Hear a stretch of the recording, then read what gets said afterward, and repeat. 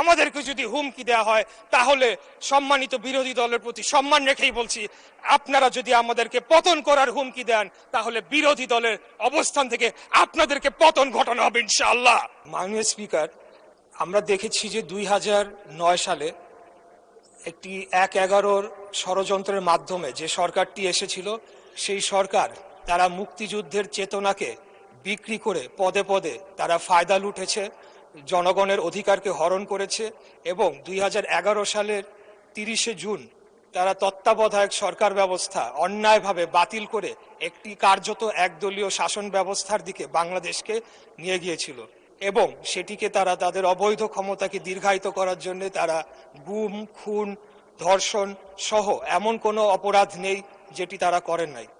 আমরা তখন থেকেই দেশনেত্রী মরহুমা বেগম খালেদা জিয়ার নেতৃত্বে গণতন্ত্র পুনরুদ্ধারের আন্দোলন আমরা তখন থেকেই করে আসছি এবং সর্বশেষ 2024 সালে আমাদের নেতা আজকের মাননীয় প্রধানমন্ত্রী ওনার নেতৃত্বেই আমরা আন্দোলন সংগ্রাম লড়াইয়ের মাধ্যমে বাংলাদেশে আবার গণতন্ত্র প্রতিষ্ঠার সুযোগ পেয়েছি।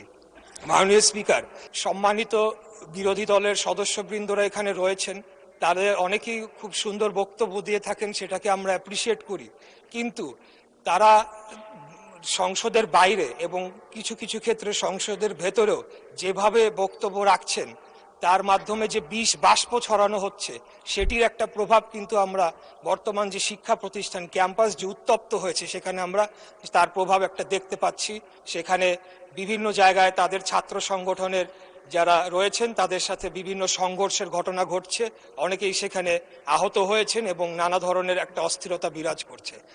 আমি খুব কষ্ট পেয়েছি যে গত সপ্তাহে বৃহস্পতিবার দিন এখানে সুন্দর আলোচনা হলো, জ্বালানি বিষয়ক একটি সমস্যা নিয়ে একটি কমিটি গঠন করা হলো। আমাদের মাননীয় বিরোধী দলের নেতা তিনিও খুব সুন্দর বক্তব্য রাখলেন, কিন্তু পরের 2 দিনই আমরা দেখলাম যে এই 2 দিন সংসদ চলেনি যে তাদের নেতৃবৃন্দ বিভিন্ন জায়গায় নানা ধরনের কথা বলেছে এবং এক প্রকার জনগণকে উস্কানি দিয়েছে। এমনও কথা বলা হয়েছে যে 17 দিনের মধ্যে নাকি বিএনপি নির্বাচিত সরকারকে তারা ক্ষমতা থেকে হটাবে।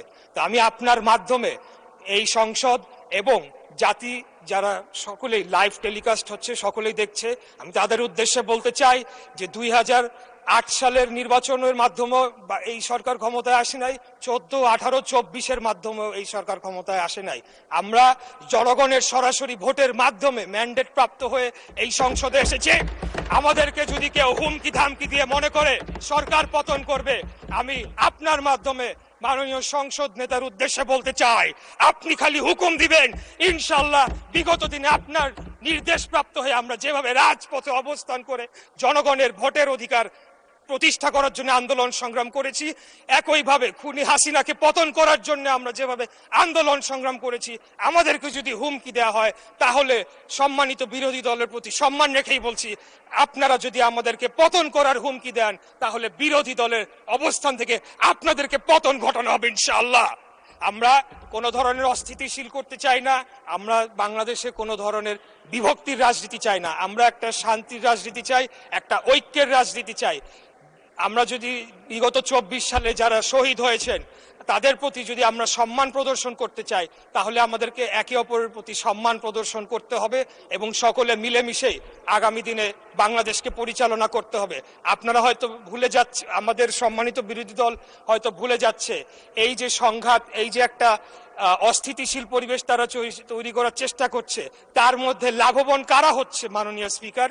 তার মাধ্যমে লাভবান একমাত্র ফ্যাসিবাদের যারা দোসর, যারা পলাতক রয়েছে তারাই লাভবান হবে। আর তারা যদি আবার কোনোভাবে বাংলাদেশে ফেরত আসে তাহলে কি অবস্থা করবে যারা তাদের বিরুদ্ধে আন্দোলন করেছে, লড়াই করেছে, সেটা আমি আপনার মাধ্যমে আমি প্রশ্ন রাখতে চাই।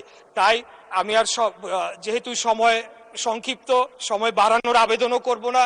ইনশাল্লাহ 5 বছরের জন্য নির্বাচিত হয়েছি, আরো সুযোগ পাবে কথা বলার, ইনশাল্লাহ কথা বলে যাব। তাই আপনার মাধ্যমে আমি আবারও ঐক্যের আহ্বান জানাচ্ছি, শান্তির আহ্বান জানাচ্ছি এবং পরস্পরের প্রতি একটা শ্রদ্ধার মাধ্যমে আপনারা একটা সম্মান বজায় রাখবেন এবং একে অপরকে হেয় প্রতিপন্ন করার মাধ্যমে যে একটা অপসংস্কৃতি চালু হয়েছিল বিগত খুনি স্বৈরাচারী ফ্যাসিবাদী হাসিনার আমলে, সেখান থেকে যাতে আমরা বের হয়ে এসে আগামী দিনে একটা ঐক্যের রাজনীতি প্রতিষ্ঠা করতে পারি, সেই আহ্বান জানিয়ে আমার বক্তব্য এখানে শেষ করছি। খোদাফেজ। বাংলাদেশ জিন্দাবাদ। বাংলাদেশ জাতীয়তাবাদী দল জিন্দাবাদ। ধন্যবাদ মাননীয় স্পিকার।